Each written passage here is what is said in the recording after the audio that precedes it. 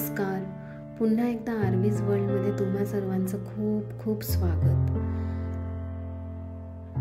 हनुमान जन्मोत्सवाच्या निमित्ताने आम्ही इथे हिंदू टेम्पलला आलो होतो आणि हे इतकं प्रशस्त आणि मोठं असं हिंदू टेम्पल आहे ना की इथे आल्यावर एकदम आम्हाला इंडियासारखी फिलिंग आली.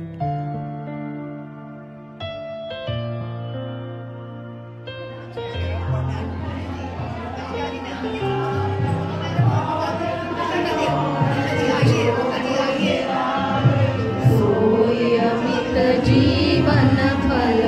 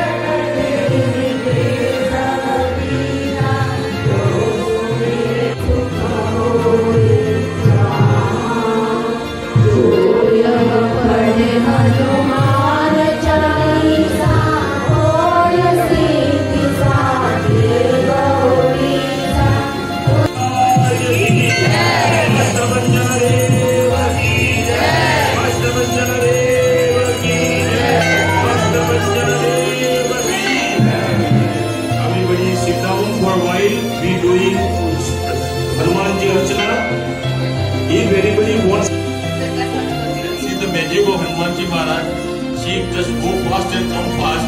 I think the Hanumanji Maharaj means and he just makes the Hanumanji Maharaj over here for the regular Abhishek.